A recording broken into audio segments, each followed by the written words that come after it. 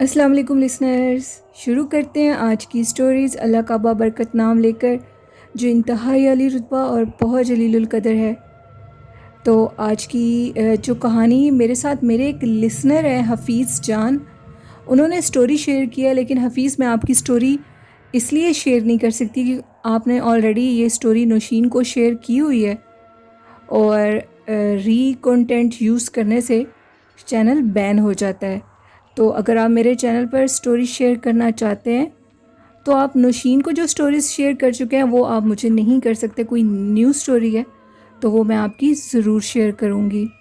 بڑھتے ہیں آج کی کہانی کی طرف۔ یہ کہانی شیئر کی ہے لکی مروت سے، میرے ساتھ منیب الرحمان نے۔ منیب الرحمان کہتے ہیں، میں لکی مروت کا رہنے والا ہوں، اور لکی مروت میں اس قدر جنات ہیں کہ آپ کی سوچ بھی نہیں جا سکتی۔ وہاں پر جنات کے پورے قبیلے رہتے ہیں، اور وہ جگہیں ایسی ہیں جن کے متعلق بہت کم لوگ جانتے ہیں۔ وہ جنات ہم انسانوں میں انسانوں کا روپ لے کر گھومتے پھرتے ہیں، اور پتہ لگنے پر وہ اچانک سے غائب ہو جاتے ہیں۔ ہم لوگوں کے یہاں لکی مروت میں ایک بزرگ شخص کی مٹھائی کی دکان تھی، اور وہاں پر ایک جن روز آ کر اس سے کلو، اس قدر مطلب کتنے کلو یہ میں بتا نہیں سکتا کتنے کلو، لیکن اسی طرح کیجیز میں وہ مٹھائی لے کر جاتا تھا۔ اور جب اس شخص کی ڈیتھ ہو گئی تو وہ جو جن تھا، باقاعدہ کچھ لوگوں کے مطابق سننے میں آیا ہے کہ وہ جن اس کے جنازے پر بھی گیا تھا۔ اب وہ شاپ بالکل بند ہے۔ اس بزرگ شخص کے پاس ایک جن آتا تھا جو کہ اس سے کئی کثیر تعداد میں مٹھائی لے کر جاتا تھا، اور وہ اسی کی شاپ کی مٹھائی کو پسند کرتا تھا۔ وہ بزرگ خود بتاتے تھے کہ وہ جن میرے پاس آتا ہے۔ انہوں نے بھی ایک بات یہی بتائی جو کہ کل کی سٹوری میں عبد الوہاب کے چاچا کی سٹوری تھی۔ انہوں نے کہا کہ جب وہ شاپ پر آتا تھا تو بہت زیادہ شاپ کے اندر گرمائش ہو جاتی تھی۔ پہلی دفعہ بھی میں تبھی اسے جان چکا تھا کہ یہ کوئی انسان نہیں ہے، یہ کوئی جنات ہے۔ اس کے بعد منیب یہ بتاتے ہیں کہ ہم لوگوں کے جو گھر کا راستہ ہے وہاں پر بہت زیادہ جنات ہیں، اور وہ راہ گزر لوگوں کو باقاعدہ تنگ کرتے ہیں، اور جو آدھی رات کے ٹائم واپس آ رہے ہوتے ہیں ان کے سامنے ان کے گھر والوں کا روپ لے کر وہ ضرور آتے ہیں۔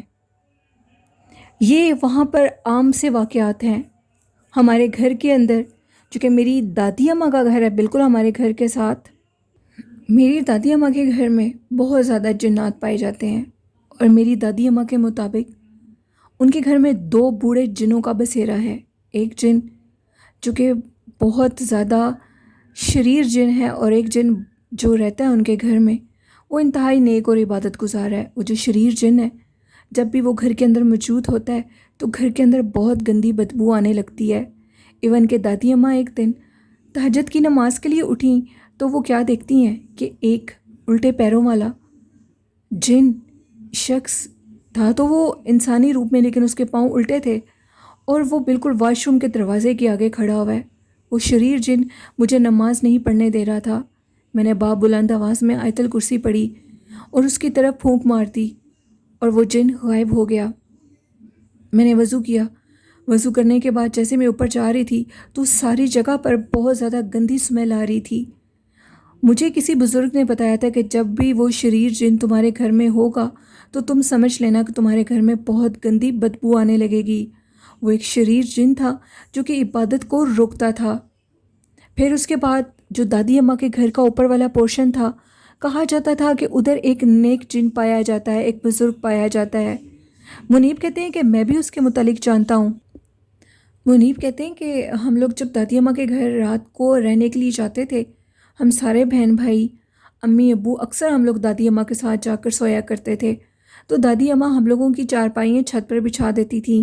شدید گرمی کا موسم، ایک دفعہ ہم لوگ سوئے ہوئے تھے تو اچانک سے میری آنکھ کھلی تو مجھے لگا میرے سامنے ایک سفید پوش شخص کھڑا ہوا ہے، جس کو دیکھ کر میں ڈر گیا، اور ساری رات میرا جسم خوف سے کانپتا رہا۔ اور صبح اٹھ کر میں نے یہ بات ابو کو بتائی۔ یہی بات سیم مجھے میرے بہن بھائیوں نے بھی بتائی۔ ساری رات ایسے لگتا تھا کہ دادی اماں کے گھر میں جیسے کوئی چل پھر رہا ہو۔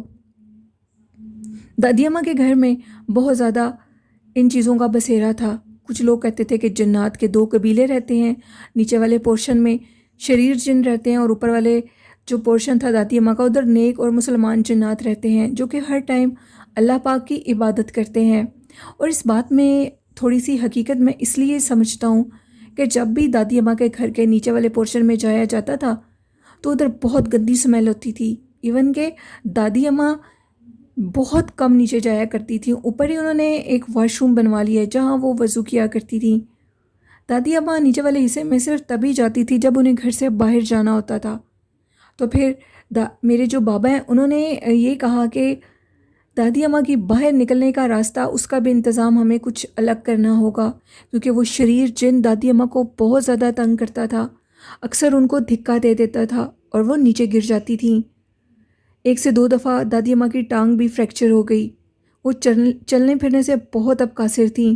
دادا ابو کی ڈیتھ بہت پہلے ہو چکی تھی۔ میرے بابا اکلوتے ہی بیٹے تھے۔ میرے بابا کی کوئی بہن اور بھائی نہیں تھا۔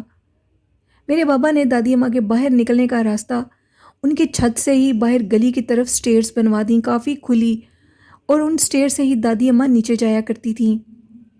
انہوں نے اپنے گھر کا جو مین نیچے والا پورشن تھا اس میں کچھ خاص سامان نہیں تھا، ایک دو صرف اس میں 4 پائیاں تھیں۔ 4 پائیوں کو دادی اماں نے اوپر رکھ دیا اور اس کے بعد ہم نے نیچے والے پورشن کی طرف جو سیڑھیاں جاتی تھیں ان کے آگے دروازہ لگا کر کو مکمل طور پر بند کر دیا۔ اس کے باوجود نیچے والے پورشن سے کبھی کہکوں کی آوازیں، کبھی شرارتوں کی آوازیں، کبھی بچوں کی چیخیں چلانے کی، رات کے ٹائم سوتے ہوئے آوازیں آنا، یہ معمول تھا۔ ہم چونکہ سارے بہن بھائی اپنی دادی اماں کے ساتھ ہی سوتے تھے، دادی اماں بالکل ہمارے گھر کے ساتھ ہی رہتی تھیں، تو ماما اور بابا ہمیں یہی کہتے تھے کہ دادی اماں کو بالکل نہیں چھوڑنا، ان کے ساتھ رہا کرو۔ تو ہم بہن بھائی زیادہ ٹائم دادی اماں کے ساتھ گزارتے تھے۔ میری دادی اماں ابھی بھی حیات ہیں، اسی گھر میں رہتی ہیں، اور دادی اماں ماشاءاللہ بالکل فٹ ہیں۔ وہ ان کی ایج اس ٹائم 80 یا 85 کے راؤنڈ اباؤٹ ہوگی، لیکن وہ اپنے گھر کا سارا کام خود کرتی ہیں۔ ہم دادی اماں کے پاس ہی رہتے ہیں، میری سسٹر بھی اور میں بھی۔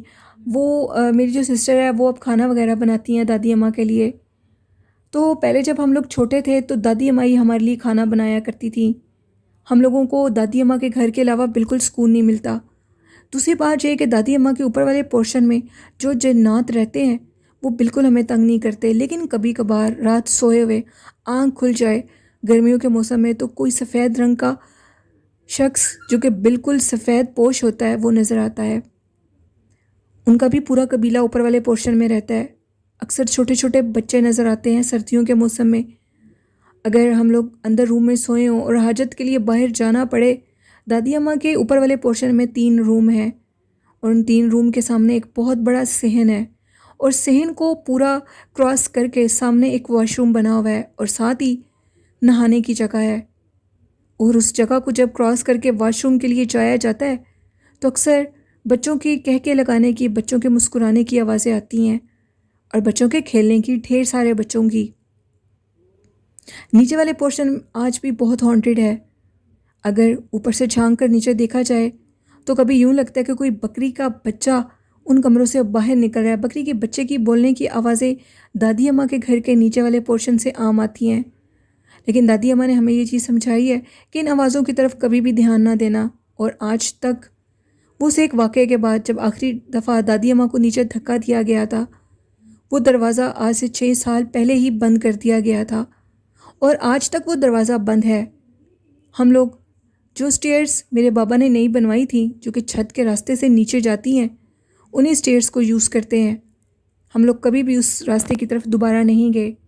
میری دادی اماں یہ بتاتی ہیں کہ ایک دفعہ سردیوں کا موسم تھا اور مجھے حاجت کے لیے باہر جانا تھا، اور ساتھ ہی میری تہجد کی نماز کا ٹائم بھی ہونے والا تھا۔ اس دن میری جلدی آنکھ کھل گئی۔ جیسے میری آنکھ کھلی اور میں اٹھی تو میں وضو کے لیے جانے ہی لگی تھی، میں چھت پر کیا دیکھتی ہوں کہ وہ جو صحن تھا بہت بڑا، ادھر 2 شخص کھڑے ہوئے ہیں، لیکن وہ بالکل بزرگ ہیں، ان کی سفید داڑھی ہے اور ان کے سر پہ وائٹ کلر کی کیپس تھیں، یعنی ٹوپیاں، نماز پڑھنے والی ٹوپیاں تھیں. ان کو جب دادی اماں نے دیکھا تو دادی اماں چونک گئیں. دادی اماں پیچھے کو پلٹنے لگیں تو ایک بزرگ شخص کی آواز آئی کہ ہم تمہاری نماز میں خلل نہیں ڈالیں گے، ہم جا رہے ہیں اور وضو کرنے کے لیے کھڑے ہوئے تھے، تمہارا انتظار کر رہے تھے، لیکن تم ہم سے مت ڈرو. یہ کہہ کر جب دادی اماں پیچھے پلٹیں تو وہ جو بھی لوگ تھے وہ غائب ہو چکے تھے. اور دادی اماں کہتی ہیں کہ میں نے اپنا وضو کیا اور وضو کرنے کے بعد میں نے نماز ادا کی. ان کی جو اپیرنس تھی ان بزرگوں کی، وہ دیکھ کر ہی لگتا تھا کہ وہ نیک جنات ہیں، عبادت گزار ہیں، اللہ کی عبادت کرتے ہیں. دادی اماں کے گھر سے آج بھی نیچے والے پورشن سے بکریوں کی بولنے کی آوازیں آتی ہیں، عجیب و غریب آوازیں، عجیب و غریب شور، عورتوں کی بہت زیادہ لاؤڈلی بولنے کی آوازیں، بچوں کی، اور کھانسی کرنے کی آواز بہت زیادہ آتی ہے. یہ چیزیں آج بھی اس گھر میں جاری و ساری ہیں. یہ ایک واقعہ تھا منیب الرحمان کا جو لکی مروت سے انہوں نے میرے ساتھ شیئر کیا. بہت شکریہ منیب. تو لسنر، یہ تھی آج کی خوفناک کہانی. آپ لوگوں کو میرے چینل کی سٹوریز کیسی لگتی ہیں؟ اپنا فیڈ بیک مجھے ضرور دیا کریں اور میرے چینل کو زیادہ سے زیادہ سبسکرائب کریں. آپ کی سبسکرپشن میری بہت حوصلہ افزائی کرتی ہے. اور اپنے والدین کی خدمت کریں، عزت کریں، اپنے بزرگوں کو بالکل بھی اکیلا مت چھوڑیں. 5 ٹائم نماز پڑھیں، قرآن پاک اور درود شریف کو اپنی زندگی کا حصہ بنا لیں تو کامیابی ہماری قسمت بن جائے گی. آئی ہوپ اس پر آپ ضرور عمل کریں گے. اور مجھے نیلم یاسین کو اجازت دیجیے، دعاؤں میں یاد رکھیے گا. اللہ حافظ.